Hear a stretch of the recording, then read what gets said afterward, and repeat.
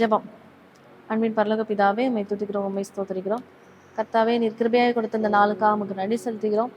ஆண்டவரே, இந்த நாள் முழுவதும் எங்களை பாதுகாத்து கொண்டீர், அதற்காக உமக்கு நன்றி செலுத்துகிறோம். ஆண்டவரே, இந்த வேளையிலும் அப்பா, நீர் எங்களோடு என்ன பேச சித்தமாக இருக்கிறீரோ அதை நீர் எங்களோடு பேசுங்க ஆண்டவரே. அப்பா தகப்பனே, எங்களுடைய வாழ்க்கை நீர் என்ன எதிர்பார்க்கிறீரோ கர்த்தாவே, அதை செய்ய எங்களுக்கு நீர் கற்றுத்தாங்க தகப்பனே. ஆண்டவருடைய வசனங்கள் 30, 60, 100 என்று பலன் தர உதவி செய்யுங்கப்பா. நம்முடைய வேதத்தின் அதிசயங்களை பார்க்கும்படிக்கு எங்களுடைய இருதயத்தின் கண்களை நீர் திறந்தரல வேண்டுமாறு ஜெபிக்கிறோம். உடைய கரத்துல எல்லா காரியத்தையும் ஒப்புக் கொடுக்கிறோம், நீர் பொறுப்படுத்திக் கொள்ளும். இயேசு கிறிஸ்துவின் நாமத்தில் ஜெபிக்கிறேன் நல்ல பிதாவே, ஆமேன்.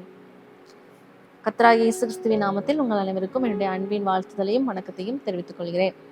இன்று நாம் சிந்திக்கும்படியாக எடுத்துக்கொண்ட வேத பகுதி ஏசாயா தீர்க்கதரிசியின் புத்தகம் 54ஆம் அதிகாரம் 17வது வசனம்.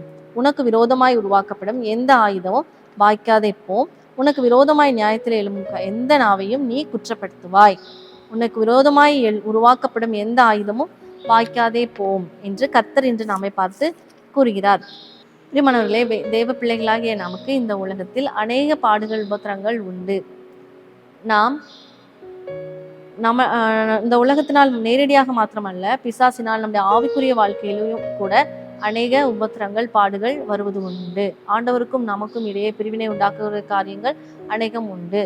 ஆனால் வேலை செய்கிற ஸ்தலத்திலோ, நம் குடும்பத்திலோ, நம் படிக்கிற ஸ்தலத்திலோ, இந்த சமுதாயத்திலோ நமக்கு விரோதமாய் எழும்புகிற காரியங்கள் அநேகம் உண்டு. எல்லாவற்றிலிருந்தும் ஆண்டவர் அந்த ஆயுதத்தை வாய்க்காதே போகும்படி நான் செய்வேன் என்று இந்த நேரத்தில் நம்மிடத்தில் வாக்கு கொடுக்கிறவராய் இருக்கிறார். பிரியமானவர்களே, இன்னும் வேதத்தில் நாம் வாசிக்கும் போது இந்த வாக்கு தத்தத்தை மாத்திரம் அல்ல, நாம் எவற்றை செய்தால் இந்த வாக்கு தத்தம் நம்முடைய வாழ்க்கையில பலிக்கும் என்பதையும் நாம் அறிந்து கொண்டிருக்க வேண்டும். நாம் அநேக பரிசுத்தவான்களை இந்த வேதத்தில் பார்க்கும் பொழுது அநேகருடைய வாழ்க்கையிலும் அவர்களுக்கு விரோதமாய் அநேக ஆயுதங்கள் எழுப்பப்பட்டது. ஆனால் அவற்றை ஆண்டவர் அவர்கள் வாழ்க்கையிலிருந்து நீக்கி போட்டார். அவற்றிலிருந்து அவர்கள் வெளிவர ஆண்டவர் அவர்களுக்கு உதவி செய்தார். எதன் காரணமாக அவருக்கு ஆண்டவர் உதவி செய்தார்? அந்த பரிசுத்தவான்களின் வாழ்க்கையின் நிமித்தமாக. அவருக்கும் ஆண்டவருக்கும் இடையே உருவான ஒரு நல்ல ஒரு நெருக்கத்தின் நிமித்தமாகத்தான் ஆண்டவர் அவர்களுக்கு உதவி செய்தார். நமக்கும் ஆண்டவருக்குமான உறவு எவ்வாறு இருக்கிறது? நாம் அந்த பரிசுத்தவான்களை போல வாழ்கிறோமா? அந்த பரிசுத்தவான்களுடைய வாழ்க்கையிலிருந்து நாம் எதை கற்றுக்கொள்கிறோம் என்று நாம் இப்பொழுது சற்று ஒரு சில பரிசுத்தவான்களுடைய வாழ்க்கையை குறித்து வேதாகமத்திலிருந்து நாம் பார்க்க இருக்கிறோம். தானியேல் என்ற பரிசுத்தவான், அவரை குறித்து நாம் அறிந்திருக்கிறோம். தானியேல் 6வது அதிகாரம் 5, 6 வசனத்திலே நாம் வாசிக்குமானால், தானியேலுக்கு விரோதமாய் பொறாமை கொண்டு அவரை குற்றப்படுத்த அவனுக்கு விரோதமாய் பிரதானிகள் எழும்பினார்கள். தானியேல் ஒரு விசேஷித்த ஆவி கொண்டவராய் இருந்தார். தானியேல் ஒரு அந்த பகுதியிலே அந்த தேசத்திலே ஒரு சிறந்த ஒரு அதிகாரியாக இருந்தார். அவருக்கு ஆண்டவர் விசேஷித்த ஒரு ஆவியை கொடுத்திருந்தார். ஹோலி ஸ்பிரிட் அவரோடு இருந்தது என்பதை நம்மால் பார்க்க முடிகிறது. வேதத்தில் நாம் வாசிக்கிறோம். அப்படிப்பட்ட ஒரு மனிதர் அந்த பகுதியில ஆண்டவர் அவருக்கு கொஞ்சம் கொஞ்சமா அவருடைய வாழ்க்கையில உயர்வை கொடுத்தார். அதே போல வேலை செய்கிற நம்முடைய வாழ்க்கையில கூட நாம் வேலை செய்கிற இடத்துல ஆண்டவர் நமக்கு ப்ரொமோஷன் தரலாம், இன்னும் நமக்கு உயர்வை தரலாம். அதை குறித்து அநேகர் பொறாமைப்பட்டு நமக்கு விரோதமாய் எழும்பலாம். தானுடைய வாழ்க்கையிலும் பிரியமானவர்களே பார்த்தோமானால், அவருக்கு ஆண்டவர் அநேக உயர்வை கொடுத்தார். அவர் 3 முக்கிய பிரதானிகளில் ஒருவராக ஆண்டவர் அவரை உருவாக்கினார். அப்படிப்பட்ட அவருடைய வாழ்க்கை குறித்து அவருக்கு கீழே இருந்த பிரதானிகளும் தேசாதிபதிகளும் பொறாமை கொண்டவர்களாய் அவரை குற்றப்படுத்த வகை தேடினார்கள். நாம் வேலை செய்கிற ஸ்தலத்திலும் கூட, நம்முடைய தொழிலிலும் கூட நமக்கு விரோதமாய் அநேகர் எழும்பலாம். அப்படிப்பட்ட உலகத்துலதான் நாம் வாழ்ந்து கொண்டிருக்கிறோம். நமக்கு விரோதமாய் எழும்புகிறவர்கள் அநேகர் உண்டு. ஆனால் தானியேலுக்கு ஆண்டவர் என்ன செய்தார்? அவருக்கு விரோதமாய் உருவாக்கப்பட்ட ஆயுதத்தை எவ்வாறு வாய்க்காதே போக பண்ணினார் என்பதை நாம் பார்த்தோமானால், தானியேல் 6வது அதிகாரம் 7வது வசனத்தை பார்த்தோமானால், 30 நாள் வரையிலும் ராஜாவை மாத்திரம்தான் வணங்கணுமா. எந்த தேவனையும் எந்த மனுஷனையும் வணங்கினா அவங்க தண்டிக்கப்படுவார்கள் அப்படின்னு சொல்லி கையெழுத்து போட்டு முத்திரை போடப்பட்டது.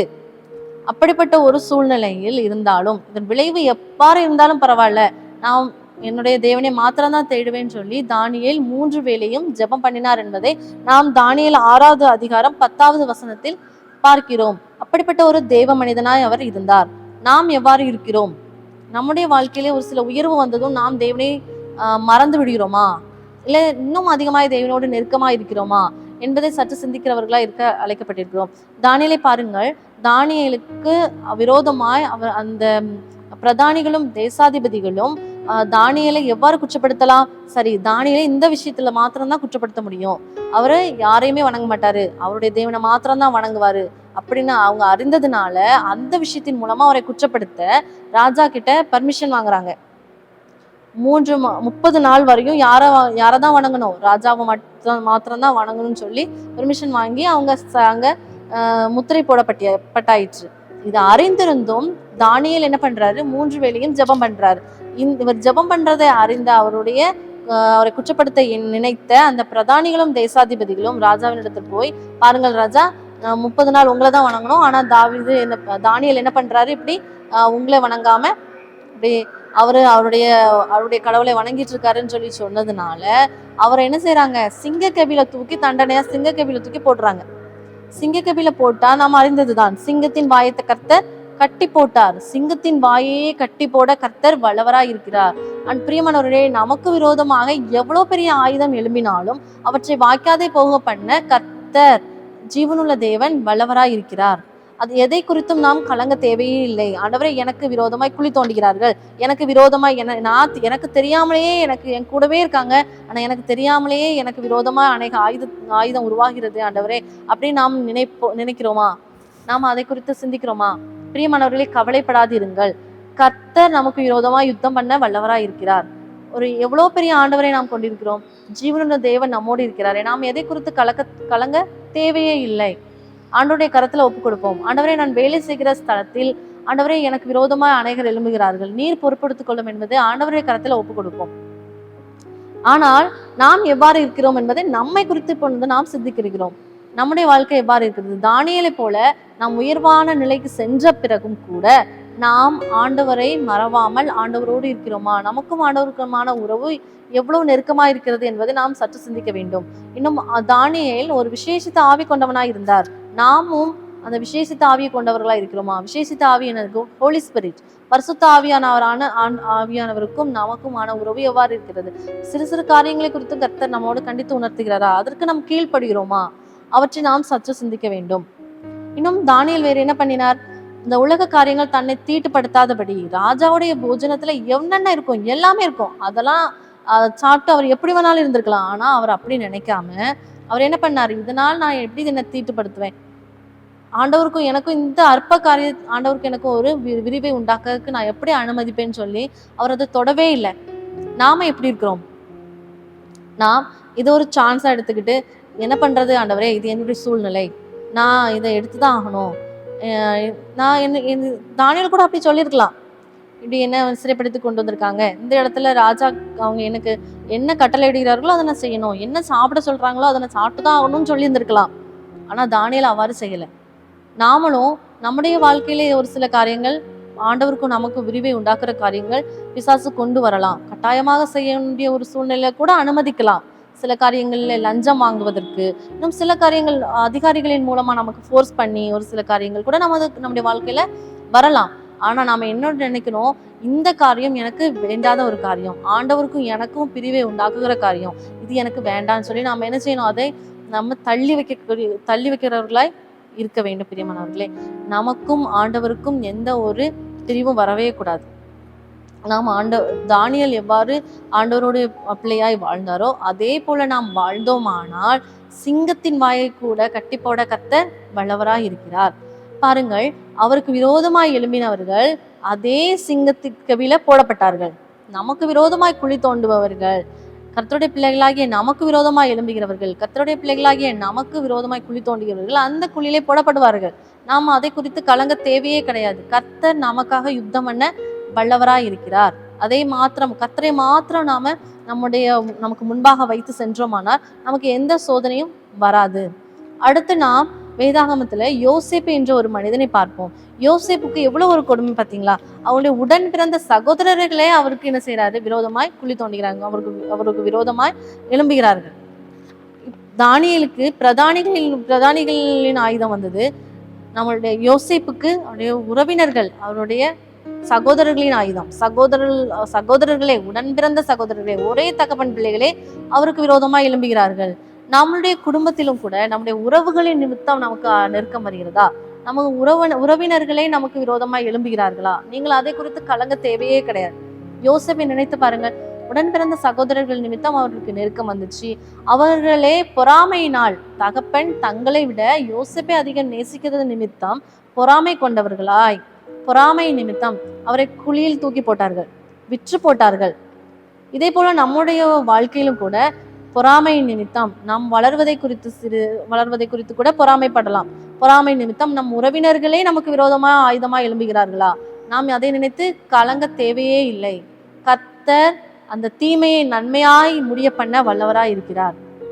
நாம் ஆதியாகமம் 42 அதிகாரத்தில் பார்த்தோமானால் யோசேப்பு கூறுகிறார், நீங்கள் தீமை செய்ய நினைத்தீர்கள், தேவனோ வெகு ஜனங்களை உயிரோடே காக்கும்படி நன்மையாய் முடிய பண்ணினார். ஆதியாகமம் 50, 19, 20 வசனங்களில் இதை நம்மால் பார்க்க முடியும். நீங்கள் தீமை செய்ய நினைத்தீர்கள், தேவனோ வெகு ஜனங்களை உயிரோடு காக்கும்படிக்கு நன்மையாக முடிய பண்ணினார் என்று யோசேப்பு தன்னுடைய சகோதரர்களை பார்த்து கூறுகிறார். நம்முடைய வாழ்க்கையிலையும் இப்பொழுது நம்முடைய உறவினர்களால் நமக்கு நெருக்கங்கள் வரலாம், அவர்கள் நமக்கு விரோதமா ஆயுதங்களாய் எழும்பலாம். ஆனாலும் நீங்கள் எதை குறித்தும் கலங்க தேவையில்லை. கர்த்தர் அந்த தீமையை நன்மையாய் முடிய பண்ண வல்லவராய் இருக்கிறார். இன்னும் கூட பிரியமானவர்களே, யோசேப்புடைய வாழ்க்கையிலிருந்து நாம் எதை கற்றுக்கொள்ளலாம்?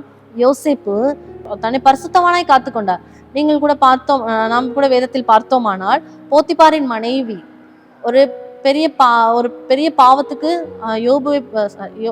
பெரிய பாவத்துக்கு யோசேப்பை இழுக்கிறாள். ஆனால் இவ்வளோ பெரிய பாவத்துக்கு, இத்தனை பெரிய பொல்லாங்குக்கு உடன்பட்டு தேவனுக்கு விரோதமாய் பாவம் செய்வது எப்படின்னு சொல்லி தன்னுடைய ட்ரெஸ்ஸை கூட விட்டுட்டு ஓடியே போயிட்டார். நாமளும் நம்முடைய பாவம் செய்ய சூழ்நிலை வந்தாலும் அந்த இடத்துல நிற்கவே கூடாது. பிசாசு கொண்டு வரலாம், கூட ஒரு 5 நிமிஷம் 2 நிமிஷம் நின்றுட்டாலும் அவ்வளவுதான். அதனால உடனடியா அந்த இடத்துல இருந்து ஓடணும். எப்படி யோசேப்பு அந்த இடத்துல ட்ரெஸ்ஸை கூட எடுக்கல. அவங்க தன்னுடைய ஷால்வை இழுத்துட்டாங்க, அதை எடுத்துட்டு போனோம் கூட நினைக்கவே இல்லை. அவர் உடனே அது போனாலும் போட்டு நம்ம வேகமா ஓடிடணும்னு சொல்லி ஓடி போயிட்டார். நம்மளும் நம்முடைய வாழ்க்கையில ஒரு 2 நிமிஷம் 1 நிமிஷம் கூட பார்க்காம அந்த இடத்துல சடனா நம்ம ஓடி போயிடணும். பாவம் நம்முடைய வாழ்க்கையில நாம அனுமதிக்கவே கூடாது. அப்படி தன்னை பரிசுத்தவானாய் யோசேப்பு காத்து கொண்டார். அதன் நிமித்தம் தான் இத்தனை பெரிய பொல்லாங்குக்கு நான் எப்படி ஆண்டவருக்கு விரோதமா இவ்வளவு பெரிய பொல்லாங்குக்கு நான் எப்படி உடன்படுவேன்னு சொல்லி அவர் ஓடி போனார். இந்த வார்த்தை அவர் தன்னை பரிசுத்தமாய் காத்து கொண்டது. கர்த்தருக்கும் அவருக்குமான நெருக்கம் இதுதான் அவ்வளோ பெரிய ஆயுதத்தை, தன் சகோதரர்கள் உருவாக்கின அவ்வளோ பெரிய ஆயுதத்தையும் தாண்டி அவரை உயர்வை அடைய செய்தது. நாமளோ நமக்கு விரோதமாய் யார் எழும்பினாலும் எதை நினைத்து கவலை இல்லாமல் ஆண்டவருக்கும் நமக்குமான உறவுகளில் பலப்படவும் பரிசுத்தமாய் நம்மளை காத்துக்கொள்ளவும் கூடியவர்களாய் இருந்தோமானால் கண்டிப்பாக நம்முடைய வாழ்க்கை ஆண்டவர் அபரிவிதமான ஆசீர்வாதத்தை தருவார். யாரும் எதிர்பார்க்காத ஆசீர்வாதம். யோசேப்புடைய வாழ்க்கையிலும் பாருங்க, அவருடைய சகோதரர்கள் இதை எதிர்பார்க்கவே இல்லை. அவ்வளோ பெரிய உயர்வை கர்த்தர் கொடுத்தார். யாக்கோபுடைய வம்சத்தையே ஆண்டவர் அந்த பஞ்சத்திலிருந்து என்ன பண்ணார்? காப்பாத்தினார். அதே போல நம்மளுடைய குடும்பத்தை நம்மை தலைமுறையாக ஆண்டவர் ஆசீர்வதிப்பதற்கு நாம் பாத்திரவான்களா இருப்போம். அதனால் எதை குறித்தும் நம்முடைய சகோதரர்களே, நம்முடைய உறவினர்களே நமக்கு விரோதமா ஆயுதங்களா எழும்பினாலும் நாம் அதை குறித்து கலங்காமல் கர்த்தரை நமக்கு முன்பாக வைத்திருந்தோமானால் கண்டிப்பாக நம்முடைய வாழ்க்கை நாம் உயர்வை பெற்றுக்கொள்ள முடியும். அடுத்ததாக நாம் தாவீதை குறித்து பார்ப்போம். தாவீதோட வாழ்க்கையை பார்த்தோமானால் அவருக்கு அநேக பாடுகள். சவுல் நிமித்தம் ஒரு தெள்ளு பூச்சியை போல அவர் என்ன துரத்திட்டு அலைறாருன்னு சொல்றாரு. அதை நம்ம பார்க்கிறோம். அந்த அளவுக்கு தாவீதை சவுல் ரொம்ப தொந்தரவு கொடுத்தார். அதுக்கடுத்து அவருடைய மகன் அப்சலோமின் நிமித்தம் தாவீது ரொம்ப கஷ்டப்பட்டார். சொந்த குமாரனே தன்னை இவ்வளவு பாடுபடுத்தும் போது அவளால் தாங்கிக் கொள்ள முடியல. ஆனாலும் பாருங்க, அந்த அப்சலோமிட்ட ஒரு ஆலோசனைக்காரர் இருந்தாரு, அகித்தோப்பேல் ஆலோசனையில் சிறந்தவர். பிரியமானவர்களே, நம்மளுடைய வாழ்க்கையிலையும் ஒரு சில தீமை செய்கிற மனிதர்களை குறித்து ஒரு சில பயங்கள், நெருக்கங்கள் வரலாம். இவங்க இதுல பெரிய ஆளு, இந்த விஷயத்துல இவங்க பெரிய ஆளு, நம்மளை காட்டிலும் இவங்க பெரிய ஆளு, நமக்கு இவங்க எதுவும் செஞ்சிருவாங்களோ, நம்ம அவங்க மனுஷங்களை குறித்து அஞ்ச தேவையே இல்லை. ஆனாலும் நமக்கு ஒரு சில காரியங்களை குறித்து யாரோ நமக்கு எதுவும் பண்ணிடுவாங்களோ, இவங்க இவ்வளவு பெரிய ஆளாச்சே, நாம இவ்வளவு சின்ன ஆளாச்சே, அவங்க நமக்கு விரோதமா எதையும் செஞ்சிருவாங்களோ அப்படின்னு நம்ம பயப்பட தேவையில்லை. ஆனா தாவீது அந்த அகித்தோப்பேலை குறித்து ஒரு சின்ன பயம் தாவீதுக்கு இருந்ததை நாம் பார்க்கிறோம். 2 சாமுவேல் 15 அதிகாரம் 31 வசனத்தை பார்த்தோமானால் 2 சாமுவேல் 15 அதிகாரம் 31 வசனம். அப்சலோமோடே கட்டுப்பாடு பண்ணினவர்களுடன் அகிதோப்பேலும் சேர்ந்திருக்கிறான் என்று தாவீதுக்கு அறிவிக்கப்பட்ட போது தாவீது கர்த்தாவே அகித்தோப்பேலின் ஆலோசனையை பைத்தியமாக்கி விடுவீராக என்றான். தாவீதுக்குள்ள ஒரு சின்ன பயம் இருக்கதான் செஞ்சுச்சு. நம்ம இந்த பகுதியிலெல்லாம் வாசிச்சோம்னா நம்மளால அறிந்து கொள்ள முடியும். ஏன்னா அகித்தோப்பேலின் ஆலோசனையில பெரியவன், அவன் நல்ல நல்ல ஆலோசனைகளை கொடுக்கறதுல சிறந்தவன். நல்ல நல்ல ஆலோசனைகள் அவர் கொடுக்குற ஆலோசனைகள்லாம் கரெக்டா இருக்கும். அந்த மாதிரியான ஆலோசனை கொடுக்குற ஒரு ஆளு. ஆனா அவர் இப்ப யார்கிட்ட அப்சலோமோட போய் சேர்ந்திருக்கிறார். அப்சலோமோட சேர்ந்துட்டு தாவீதுக்கு விரோதமான திட்டம் பண்ணி எல்லாவற்றையும் யாருக்கு கற்றுக் கொடுக்குறா? அப்சலோமுக்கு தவறான தாவீதுடைய வாழ்க்கையை எவ்வாறு அழித்து போடலாம் என்பதற்காக தவறான ஆலோசனையை அப்சலோமுக்கு கொடுக்கிறவரா இருக்கிறார். இது நிமித்தம் அகித்தோப்பேலின் மேல தாவீதுக்கு ஒரு சின்ன பயம் இருக்கு. ஐயோ, அவரு ஆலோசனை கொடுத்தா இப்படி ஆயிருமே, நம்ம என்ன ஆக போதோ அப்படின்னு ஒரு சின்ன பயம் யாரோடைய வாழ்க்கையில இருக்கு? தாவீதோடைய வாழ்க்கையில இருக்கு. அதனால ஒரு சின்ன பிரேயர் பண்றாரு. என்ன பிரேயர்? கர்த்தாவே அகித்தோப்பேலின் ஆலோசனையை பைத்தியமாக்கி விடுவீராக அப்படின்னு ஒரு சின்ன பிரேயர் தான் பண்றாரு. அந்த ஜபத்தை கூட ஆண்டவர் கேட்டு உடனே ஊசாய் என்கிற ஒரு ஆலோசனைக்காரரை ஒரு இடத்துல அனுப்புறாரு. அந்த ஊசாய் வந்து தாவீது ராஜாவோட சேர்றதுக்காக வர்றாரு. இப்ப தாவீது ராஜா என்ன சொல்றாரு? நீ என்னோட இருக்கிறதை காட்டிலும் அப்சலோமோட போய் இரு. நீ அங்க போய் இருந்தனா அகித்தோப்பேல் கூறுகிற அந்த ஆலோசனையை நீ என்ன செய்யலாம்? அபத்தமாக்கலாம். அதை ஏதாவது நீயும் ஏதாவது பேசி ட்விஸ்ட் பண்ணி ஏதாவது ஒண்ணு அதை அபத்தமாக்கி போடலாம். அதனால நீ அவனோட போய் இரு, எனக்கு அங்க என்ன நடக்குதுன்னு சொல்லுன்னு சொல்லி ஊசாய வந்து என்ன பண்றாங்க, அங்க அப்சலோமோட இருக்கிறதுக்காக அனுப்பி வைக்கிறாரு தாவீது ராஜா. ஊசாய் அங்க போறார். அப்சலோமோட போய் சேர்ந்து அங்க அகித்தோப்பேலின் ஆலோசனை சொல்றது எல்லாத்தையும் கவனிச்சுட்டு இருக்காரு. ஒரு நம்ம 17வது அதிகாரத்துல பார்த்தோமானால் 17வது அதிகாரத்துல அகித்தோப்பேல் அப்சலோமுக்கு ஒரு ஆலோசனை கொடுக்கிறார். இப்படி தாவீது வந்து வயசானவங்க தான், அதனால நாம இப்ப போய் திடீர்னு சடனா போய் நம்ம அவங்க மேல விழுந்தோம்னா அவங்க என்ன செஞ்சிருவாங்க? அவங்க கூட இருக்கிற ஜனங்கள் ஓடி போயிருவாங்க. தாவீது தனியா மாட்டுவாரு, நம்ம அவரை கொலை பண்ணிடலாம் அப்படின்னு சொல்றாரு. தாவீது இறந்து போன பிறகு அவரோடு இருந்த ஜனங்கள் எப்படினாலும் உங்களோட தான் வந்து சேருவாங்க. அதனால நாம தாவீதை போய் கொலை பண்ணிடலாம்னு சொல்லி யாரு ஆலோசனை கொடுக்குறா? அகித்தோப்பேல் அப்சலோமுக்கு ஆலோசனை கொடுக்கிறார். ஆனா அந்த இடத்துல இருந்த ஊசாய் இல்ல, இந்த ஆலோசனை தவறானது.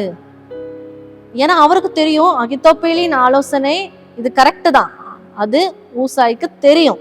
ஆனா இந்த இடத்துல அந்த ஆலோசனையை பண்ணா தாவீது ராஜா இறந்து போயிடுவாரு. அதனால இது ஏதாவது பண்ணணும்ட்டு ஊசாய் என்ன சொல்றாரு? இல்ல, தாவீது ராஜா ரொம்ப பலசாலி, அவரு கரடிகளை கொண்டிருக்காரு, சிங்கத்தை கொண்டிருக்காரு, அவரு வந்து ஒரு நல்ல பலசாலி. நீங்க இப்ப போனாலும் தாவீது ராஜா என்ன செய்வாரு? உங்களை வந்து அடிச்சு துரத்திட்டாருன்னா உங்க கூட இருக்கிற இந்த ஜனங்களும் பயந்து ஓடி போயிடுவாங்க. அப்புறம் உங்களால ஸ்ட்ராங்கா நிற்க முடியாது. அதனால இன்னும் அநேக ஜனங்களை கூட்டிட்டு போவோம் அப்படின்னு சொல்றாரு. சொன்னதுக்கு அப்புறமா தாவீது ராஜாவுக்கு இந்த நியூஸை வந்து ஊசாய் அனுப்பி விடுறாரு. இன்னொருத்தங்க மூலமா அந்த செய்தியை சொல்லி விடுறாரு. அதுக்கப்புறமா தாவீது ராஜா அந்த இடத்துல இருந்து நகண்டு வேற இடத்துக்கு போயிடுறாங்க. அதை பின்னாடி நம்ம படிக்கலாம் வேதாகமத்துல 2 சாமுவேல் 14வது அதிகாரத்துல 17வது அதிகாரத்துல பின்னாடி நம்மளால படிக்க முடியும். ஆனா இந்த இடத்துல ஆண்டவர் அகித்தோப்பேலின் ஆலோசனையை அபத்தமாக்கி போடுகிறார். ஊசாய்க்கு ஞானம் கொடுத்து ஊசாய் இந்த இடத்துல அந்த வார்த்தையை சொன்னதின் நிமித்தம் அகித்தோப்பேல் என்ன பண்ற? அகித்தோப்பேலின் முடிவை பாருங்க. 2 சாமுவேல் 17:23 பார்த்தோம்னா எல்லாரும் என்ன செஞ்சுட்டாங்க? ஊசாய் சொன்ன ஆலோசனை தான் கரெக்ட், தாவீது ராஜா பலசாலி, அவர் வந்து சிங்கத்தை கரடியெல்லாம் கொன்னவர், அதனால நம்ம இப்ப போனாலும் அவரை நம்ம சாதாரணமா எடை போட்டுட்டு போனாலும் நம்ம தோத்து போயிடுவோம் அப்படின்னு ஊசாய் சொன்ன இந்த ஆலோசனையை ஏற்றுக்கொண்டு எல்லாரும் ஆமோதித்ததுனால அகித்தோப்பேலின் ஆலோசனையை யாரும் ஏற்றுக்கொள்ளாததால அகித்தோப்பேல் நாண்டு கொண்டு செத்தார் அப்படின்னு நம்ம படிக்கலாம். பிரியமானவர்களே, இந்த இடத்துல ஆண்டவர் தாவீதுக்கு உதவி செய்தார். அவருக்கு விரோதமா எழும்பின ஆயுதத்தை வாய்க்காதே போகும்படி செய்தார். நம்மளுடைய வாழ்க்கையிலும் நமக்கு விரோதமாய் ஆலோசனை பண்ணலாம். நம்மளை அழித்து போடும்படி திட்டம் பண்ணுகிறவர்களுடைய ஆயுதத்தை வாய்க்காதே போகும்படி செய்ய கர்த்தர் வல்லவராய் இருக்கிறார். எதை குறித்தும் கலங்க தேவையில்லை. கர்த்தருடைய சமூகத்துல எல்லா காரியத்தையும் ஒப்பு கொடுக்க வேண்டும். சங்கீதம் 16:8 தாவீது ராஜா சொல்றாரு, கர்த்தரை எப்பொழுதும் எனக்கு முன்பாக வைத்திருக்கிறேன், அவர் என் வலது பார்சத்தில் இருக்கிறபடியால் அசைக்கப்படுவதில்லை என்று சொல்கிறார். பிரியமானவர்களே, நாமளும் கர்த்தரை எல்லா காரியத்திலும் நமக்கு முன்பாக வைத்திருக்க வேண்டும். நாம் என்னென்ன செய்கிறோம்? இன்று காலை எந்திக்கிறோமா, கர்த்தாவே எனக்கு முன்பாக நீர் கடந்து போகும் அப்பா, நான் என்னென்ன காரியம் செய்கிறேனோ எல்லாவற்றிலும் நீர் இரும் என்று நாம் ஜெபிக்க கடமைப்பட்டிருக்கிறோம். ஆண்டவரை நமக்கு முன்பாக நாம் வைத்திருந்தோமானால் கண்டிப்பாக எல்லா காரியத்திலும் நமக்கு கர்த்தர் வெற்றியை தருவார். எல்லா ஆயுதமும், நமக்கு விரோதமா எழும்புகிற எல்லா ஆயுதத்தையும் ஆண்டவர் வாய்க்காதே போகும்படி செய்வார். நாம் எதை குறித்தும் கலங்க தேவையில்லை. கர்த்தருடைய சமூகத்தில் நாமும் எல்லா காரியங்களையும் ஒப்பு கொடுப்போம். எப்படி ஆமோன் மொர்தெக்காய்க்கு விரோதமாய் திட்டம் தீட்டி அவருக்கு தூக்கு மரத்தை ரெடி பண்ணாரோ, அதே தூக்கு மரத்துல ஆமானை தூக்கி போட்டாங்க. நமக்கும் விரோதமாய் இதே போல திட்டம் பண்ணி நமக்கு விரோதமாய் குழி தோண்டுகிறார்களா, நமக்கு விரோதமாய் தூக்கு மரத்தை உண்டாக்குகிறார்களா, நமக்கு விரோதமாய் ஆலோசனை பண்ணுகிறார்களா, நமக்கு விரோதமாய் சிங்கக்கெபி ரெடி பண்ணுகிறார்களா? பிரியமானவர்களே, நாம் எதை குறித்தும் கலங்க தேவையே இல்லை. சிங்கக்கெபியா இருந்தாலும் சரி, அது எவ்வளோ பெரிய காரியமா இருந்தாலும் சரி, கர்த்தர் நமக்கு வெற்றி தர வல்லவராய் இருக்கிறார். உறவினர்களை குறித்து கலங்க தேவையில்லை. நாம் தொழில் செய்கிற இடத்திலே நமக்கு விரோதமாய் எழும்புகிறவர்கள் குறித்து கலங்க தேவையில்லை. நாம் நமக்கு விரோதமாய் எழும்புகிற யாரை குறித்தும் நாம் கலங்க தேவையில்லை. ஒன்றே தான் நாம் பற்றி கொண்டிருக்க வேண்டும், கர்த்தரை மாத்திரம். கர்த்தரை மாத்திரம் எல்லா காரியத்திலும் முன்பாக வைத்திருந்தோமானால் நமக்காக விரோதமாய் எழும்புகிற எல்லா ஆயுதமும் வாய்க்காதே போம். விசுவாசத்தோடு ஆண்டவருடைய சமூகத்தில் இந்த வசனத்தை ஒப்பு கொடுத்து, ஆண்டவரே, நானும் உமக்கு பிரியமாய் இருக்க எனக்கு உதவி செய்யும், நான் பரிசுத்தமாய் என்னை காத்துக்கொள்ள எவ்வாறு யோசேப்பு தன்னை பரிசுத்தமாய் காத்து கொண்டாரோ, எவ்வாறு தானியேல் இந்த உலக காரியத்தை தன்னை தீட்டுப்படுத்தாதபடிக்கு இந்த உலக காரியத்திலிருந்து தன்னை பரிசுத்தமாய் காத்து கொண்டாரோ, எவ்வாறு தாவீது ஆண்டவரை தனக்கு முன்பாக வைத்திருந்தாரோ, அதுபோல நாமளும் செயல்பட்டோம். ஆனால் நமக்கு விரோதமாய் எழும்புகிற எல்லா ஆயுதமும் வாய்க்காதே போகும். ஜெபம் செய்வோம். அன்பின் பரலோக பிதாவே, உம்மை துதிக்கிறோம், உம்மை ஸ்தோத்திரிக்கிற ஆண்டவரே. இந்த நாளிலும் கர்த்தாவே, நீர் எங்களோடு பேசினீரே, அதற்காக உமக்கு நன்றி செலுத்திக்கிறோம் ஆண்டவரே. எங்களுக்கு விரோதமாய் எழும்புகிற எல்லா ஆயுதத்தையும் வாய்க்காதே போக செய்ய நீர் வல்லவராய் இருக்கிறீர், அதற்காக உமக்கு நன்றி செலுத்துகிறோம். கர்த்தாவே, நீர் எங்களுக்கு விரோதமாய் எழும்புகிற ஆண்டவரே, மக்களுக்கு விரோதமாய் ஆண்டவரே நீர் யுத்தம் பண்ணுகிறீர் கர்த்தாவே. இசப்பா, அதற்காக உமக்கு நன்றி செலுத்துகிறோம் சுவாமி. ஆண்டவரே, இந்த நாளிலும் நீர் எங்களோடு பேசினீரே ஆண்டவரே, அதற்காக உமக்கு நன்றி செலுத்துகிறோம். அப்பா, நாங்களும் எங்களை ஆண்டவரே ஒரு தாவீதை போல, ஆண்டவரே ஒரு யோசேப்பை போல, ஒரு தானியேலை போல எங்களை நாங்கள் பரிசுத்தமாய் காத்துக்கொள்ள எங்களுக்கு நீர் உதவி செய்யுங்க. இந்த உலக காரியங்கள் எங்களை தீட்டுப்படுத்தாதபடிக்கு, நாங்கள் இந்த உலக காரியத்துல ஆண்டவரே மூழ்கி போய்விடாதபடி ஆண்டவரே, உம்மை மாத்திரம் ஆண்டவரே நாங்கள் எங்களுடைய சமூகத்துக்கு முன்பாக வைத்து கொண்டவர்களாய் நாங்கள் வாழ எங்களுக்கு நீர் உதவி செய்யும். நீர் பொறுப்படுத்திக் கொள்ளும் ஆசீர்வதியும். இயேசு கிறிஸ்துவின் நாமத்தில் ஜெபிக்கிறேன் நல்ல பிதாவே, ஆமேன்.